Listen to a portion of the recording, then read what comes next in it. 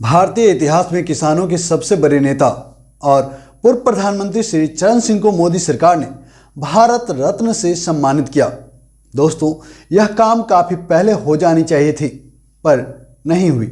दूसरी ओर किसान हित में अपने बहुमूल्य योगदान देने वाले हरित क्रांति के जनक श्री MS स्वामीनाथन जी, जिनके कारण आज़ादी के बाद हर साल अकाल के कारण भूखमरी का सामना करने वाला भारत आज दुनिया भर के लोगों का पेट भरने में अहम योगदान दे रहा है।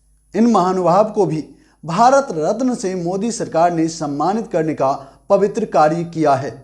इसके लिए आज संपूर्ण भारतवासी को मोदी जी को, मोदी सरकार को तहे दिल से धन्यवाद देना चाहिए और दे भी रहे हैं। लेकिन मैं मोदी जी से एक बात पूछना चाहता हूं।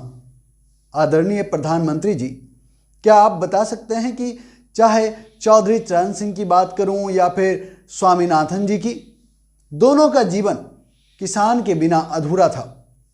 अपने जीवन में कहीं कुछ किया तो इसका सारा श्रेय कृषि और किसान को भी जाता है।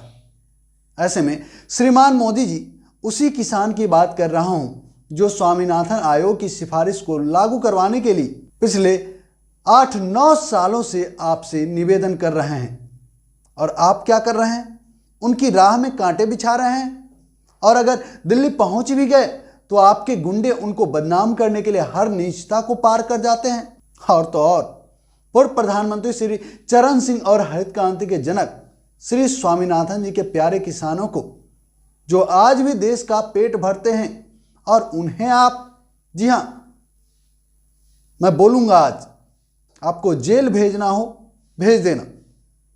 मैं आप ही के बारे में कहता हूं, आपकी सरकार के बारे में कहता हूं कि आप, आपकी सरकार और आपके प्रमाणित दलाल गुंडे उन्हीं किसानों को घूस बैठिए, खालिस्तानी और आतंकवादी बुलाते हैं और आप चुप रहते हैं। यह तो कुछ भी नहीं।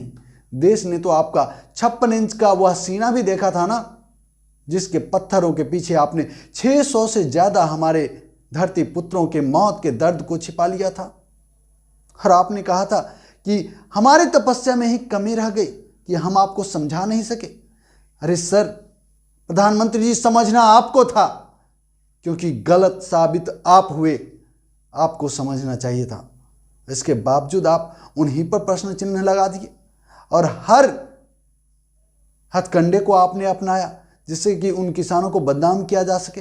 खैर, ये बात आज देशवासियों को समझनी थी, पर आज भारत के ज़्यादातर लोग इसे समझने के हालात में ही नहीं हैं। कोई बात नहीं, एक दिन सब समझ जाएंगे और यकीन मानिए तब किसी को समझाना नहीं पड़ेगा।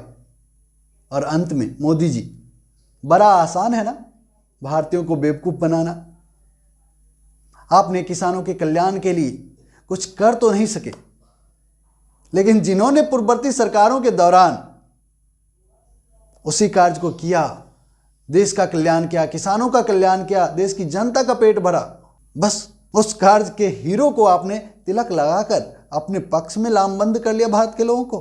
धन्यवाद मोदी जी, यह बताने के लिए कि राजनीतिक नीचता का कोई सीमा नहीं होती। धन्यवाद आपको।